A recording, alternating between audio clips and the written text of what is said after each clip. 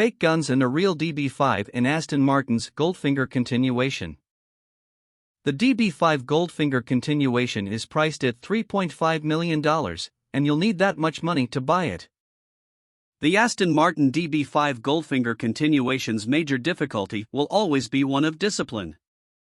How long could you hold out before pulling out the twin .303 caliber machine guns and taking out the red light hog, the jaywalker, or the SUV bully who cut you off? Could you resist the impulse to use a smokescreen or an oil slick when confronted by a persistent tailgater? What about the option to quickly swap plates before or after incurring a driving infraction? Excuse me, cop? If not, it must have been the other silver birch DB5. Surprisingly, there are too many DB5 knockoffs on the market now, and they all look the same. The current installment in the long-running game, No Time to Die, has been postponed, but back in February, we told you about the carbon fiber-bodied stunt version that was constructed for it. The Aston Martin DB5 and the DB5 Goldfinger are both Aston Martins, yet they're totally different cars. And because to modern technology, it's also a lot more fun to use. When it comes to electronics, it has just about everything you could want. In the wake of its official limited-run recreations of the DB4 GT and DB4 GT Zagato, the vintage Aston Martin Works division has released a faithful reproduction of the legendary DB5 built for the third official James Bond film, 1964's Goldfinger. It was the first time that Sean Connery's James Bond, Britain's least secret spy, climbed behind the wheel of an Aston Martin. It was also the first time 007 drove a car loaded with a range of lethal weaponry and defenses, something that would become a hallmark of the long-running franchise thanks to the creative mind of production designer Ken Adam. Bond's DB5 in Goldfinger was equipped with a variety of futuristic gadgets that seemed impossible at the time, such as radar and a telephone headset for use while driving, as well as twin Browning machine guns that deployed from behind the front turn signals, rotating license plates, front and rear bumper rams, a bulletproof metal screen that rose up behind the rear window, and dispensers for smokescreens and oil slicks. In addition to the renowned passenger side ejector seat that Connery used to escape from a gun-wielding bandit with extraordinarily poor reflexes, the secret agent's transport also had rotary tire slashers that seemed to mysteriously deploy from within its wire wheels. Most of these features presented significant technical challenges to recreate for everyday usage, as the electronics on the cars utilized in the filming were merely stage props. Oscar-winning visual effects designer and veteran of 15 Bond films, Chris Corbould, oversaw the creation of faithful reproductions of the groundbreaking work. Then, Aston figured out how to fit all those features into what is essentially a modernized and tricked-up replica of an early DB5. Modifications were necessary.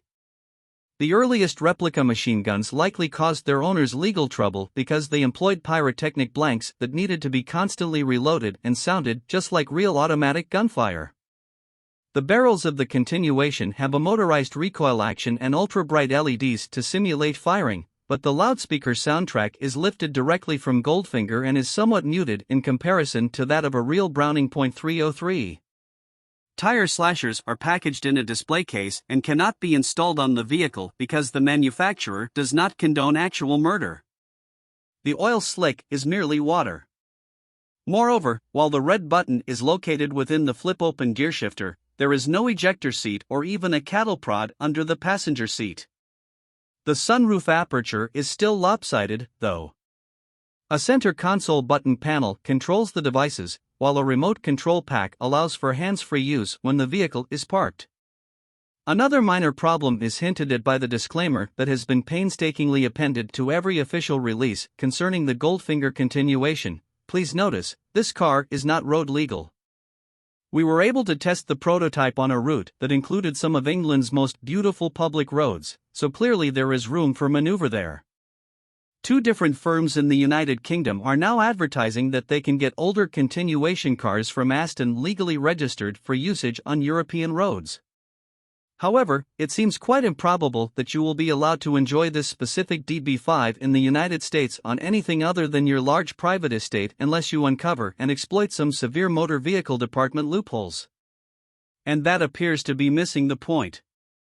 Because the gadgets are wonderful, but the DB5 that gets to transport them is where Goldfinger really shines. Apart from a few tweaks to make room for the toys, nothing has been altered, so we can rule out the possibility of this being a restomod. The 3 carburetors on the 4.0-liter straight-six engine make a lot of noise, but the weak ventilation system allows the pleasant aroma of gasoline to waft in during light driving. Both the weight and the gearing of the steering are low, making it difficult to maneuver in a parking lot, yet almost too light while going fast.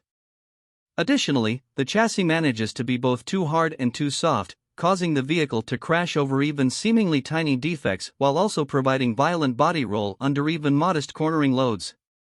And you quickly learn that's about all the load your period-correct Avon turbo speed tires can handle. It's no surprise that Sean Connery struggled to keep up with Goldfinger's thugs and their weak W120 Mercedes 180s. This is completely irrelevant. All the controls and feedback are spot on, just like driving a real DB5.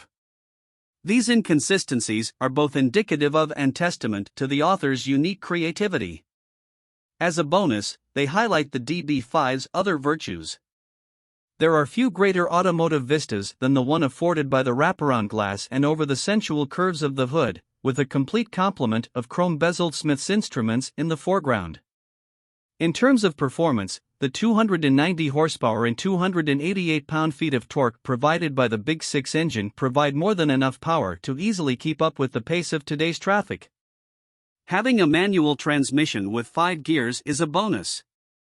Aston commissioned ZF to revive the blueprints and crank out a fresh batch.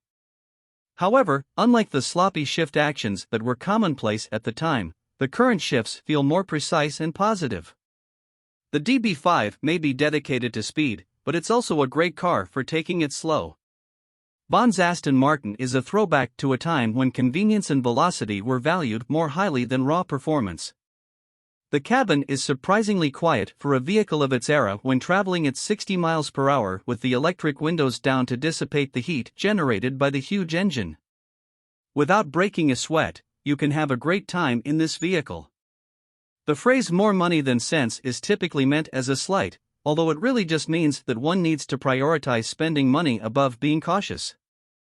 You'd have to be filthy rich to justify spending more than $3.5 million on a DB5 Goldfinger continuation from Aston Martin. But for individuals who are well off enough and have satisfied all their other automotive desires, we think it's quite reasonable to purchase James Bond's Aston Martin.